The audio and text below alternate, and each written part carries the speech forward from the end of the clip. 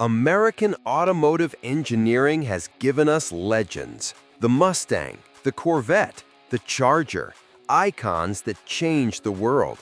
But for every masterpiece that rolled off the assembly line, there were disasters that should have stayed on the drawing board.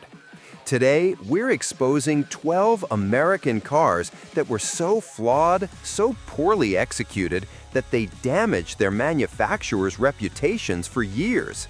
We're talking catastrophic engine failures, design choices that defied logic, and quality control so bad it became a national embarrassment.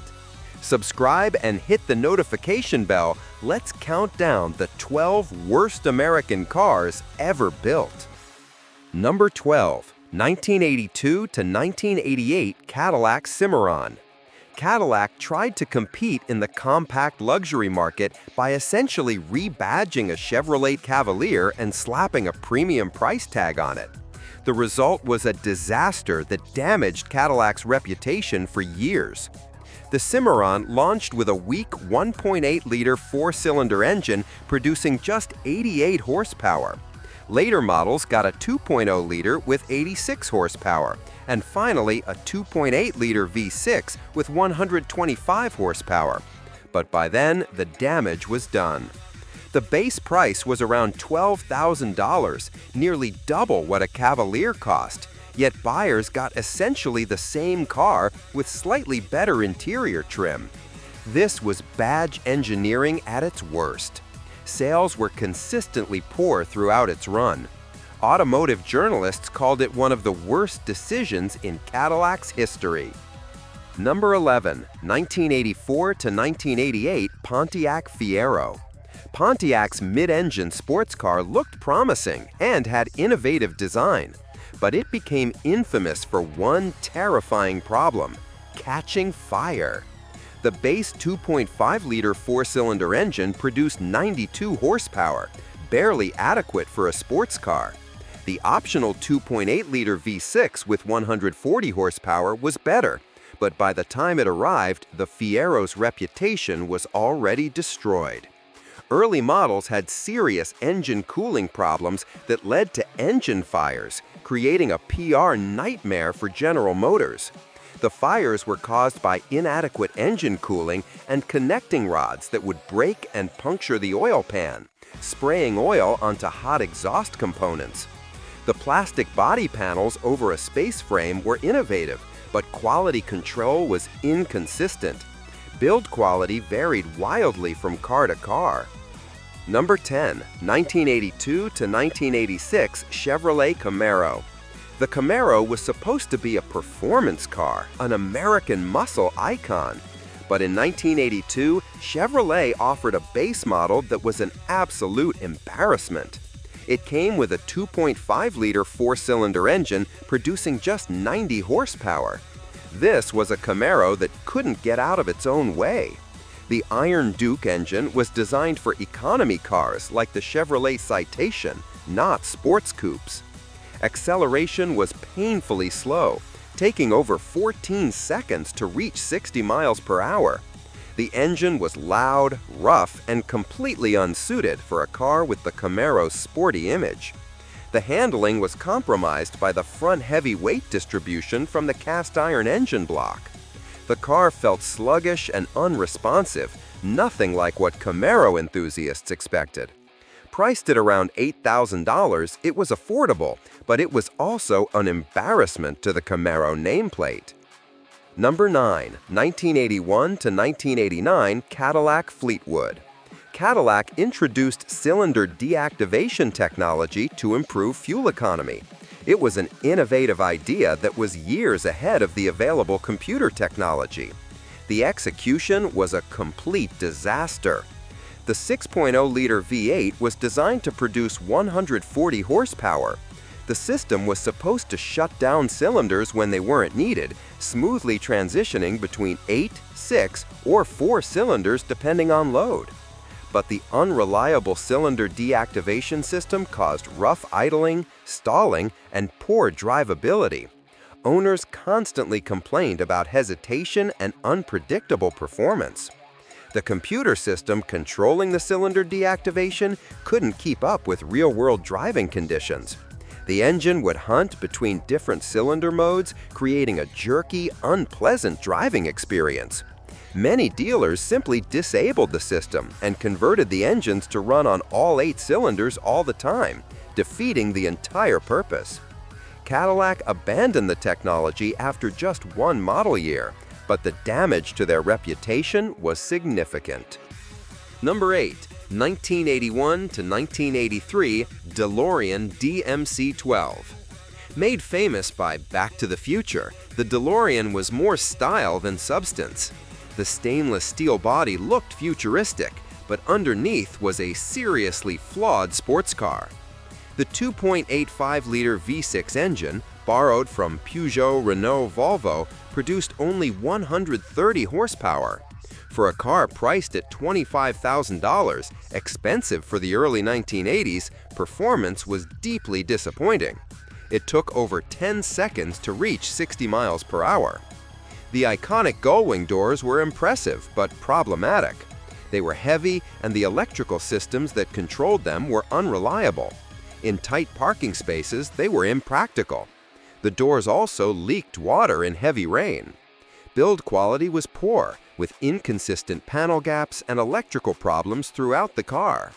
Despite the stainless steel body, rust was still an issue. The steel frame underneath rusted badly. Number 7. 1982 to 1984 Chevrolet Cavalier. The first-generation Cavalier was General Motors' attempt to compete with Japanese imports flooding the American market. It fell short in nearly every category. The base 1.8-liter 4-cylinder engine produced 88 horsepower, adequate for basic transportation, but nothing more. The optional 2.0-liter had 86 horsepower, and a 2.8-liter V6 later became available with 112 horsepower. But build quality was poor, and reliability was questionable from day one. The interior was cheap, with hard plastics and thin upholstery that wore out quickly. Rattles and squeaks developed early in the car's life. The dashboard design was basic and uninspiring. Rust was the Cavalier's biggest enemy. Within 3 to 5 years, owners saw rust appearing around wheel arches, door bottoms, and the rear quarter panels. The rust protection was completely inadequate for northern climates with road salt. Cars would literally rust apart. Number 6. 1986 to 1987 Yugo. Priced at just $3,900, it was the least expensive new car in America. The 1.1-liter 4-cylinder engine produced 55 horsepower, making the Yugo dangerously slow, especially on highways. The build quality was shockingly poor. Doors didn't close properly, windows fell into the door panels. Electrical systems failed regularly. The carburetor was constantly problematic, causing stalling and rough running. The cooling system was inadequate, leading to overheating in warm weather. The manual transmission felt crude, and the clutch wore out quickly. Trim pieces fell off with alarming regularity. Safety was a serious concern. Number 5. 1984 to 1987 Maserati B-Turbo. This Italian sports sedan promised exotic performance at a more accessible price point. Instead, it delivered one of the worst ownership experiences of the decade. The 2.0-liter twin-turbocharged V6 produced around 180 horsepower in U.S. trim, impressive for its size. But reliability was absolutely abysmal. Turbochargers failed frequently. Head gaskets blew regularly. The cooling system was inadequate, leading to constant overheating. Electrical gremlins were constant. Power windows failed, air conditioning stopped working, and dashboard instruments gave false readings. Finding qualified mechanics who could work on the complex Italian systems was nearly impossible outside major cities. Parts were expensive and hard to source. Waiting weeks or months for parts from Italy was common, leaving cars sitting in repair shops indefinitely. Number 4. 1987 to 1991 Chrysler TC by Maserati. The initial 2.2-liter turbocharged four-cylinder produced 160 horsepower, later upgraded to a 3.0-liter V6 with 141 horsepower. Performance was mediocre at best, nothing that justified the exotic car positioning. But here's the real problem. It was essentially a rebadged Chrysler LeBaron convertible with Italian leather and a Maserati badge. Priced at $33,000, more than double what a LeBaron convertible cost, buyers were paying for the Maserati name, not any real performance or luxury advantage. The car shared platforms, most mechanical components, and even many body panels with the much cheaper LeBaron.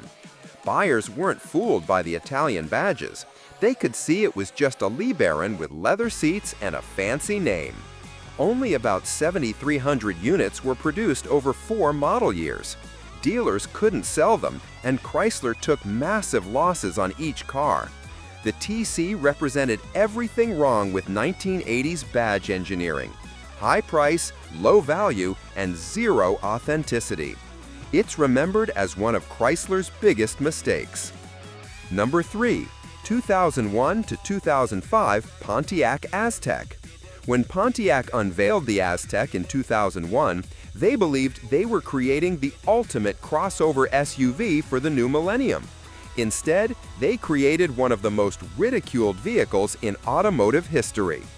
The Aztek came with a 3.4-liter V6 engine producing 185 horsepower, paired with a 4-speed automatic transmission. It seated 5 passengers and offered front-wheel drive as standard with all-wheel drive optional. The vehicle measured 182 inches long with a 108-inch wheelbase and weighed approximately 3,700 pounds. The mechanical specs weren't the issue. The Aztek was actually reasonably reliable and functional. The problem was the design.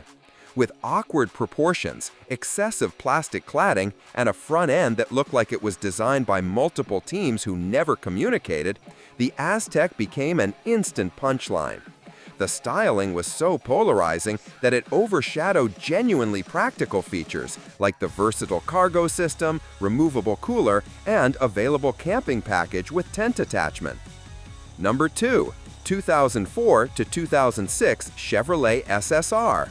Initially powered by a 5.3-liter V8 producing 300 horsepower, the SSR weighed nearly 5,000 pounds. In 2005, Chevrolet upgraded to a 6.0-liter V8 with 390 horsepower, but the damage was already done. The vehicle measured 191 inches long with a 116-inch wheelbase. The SSR's fundamental problem was that it didn't know what it wanted to be. It wasn't practical as a truck. The tiny bed could barely hold a set of golf clubs. It wasn't great as a sports car. The weight made it handle like, well, a truck. And at a starting price of over $42,000, it wasn't positioned as an affordable toy. The retractable hardtop was impressive engineering, but it added significant weight and complexity while reducing the already limited practicality. When the top was down and stored, cargo capacity became almost non-existent. The SSR sold poorly from launch. Only about 24,000 units were produced over 3 model years before Chevrolet pulled the plug in 2006. Number 1. 2004 to 2009 Chevrolet Malibu. Engine options included a 2.2-liter 4-cylinder with 144 horsepower, a 3.5-liter V6 with 201 horsepower, and a 3.9-liter V6 with 240 horsepower. All used a 4-speed automatic transmission. The Malibu measured 188 inches long with a 106-inch wheelbase and weighed approximately 3,300 pounds. The 4-speed automatic transmission was outdated when the car launched, while competitors offered more advanced 5- and 6-speed units. The transmission was also prone to failure, particularly in V6 models, often before 100,000 miles. Engine problems were common, including intake manifold gasket failures in V6 models causing coolant leaks and potential engine damage. Power steering failures occurred frequently. The electrical system was unreliable, with various sensors and modules failing prematurely. The cabin was filled with hard, cheap plastics that looked and felt terrible. Build quality was poor, with squeaks, rattles, and trim pieces falling off. The seats were uncomfortable on long drives, and the overall ergonomics felt a generation behind competitors. Fuel economy was mediocre at best. Handling was numb and uninspiring. The overall driving experience was completely forgettable. The Malibu did nothing well except depreciate rapidly.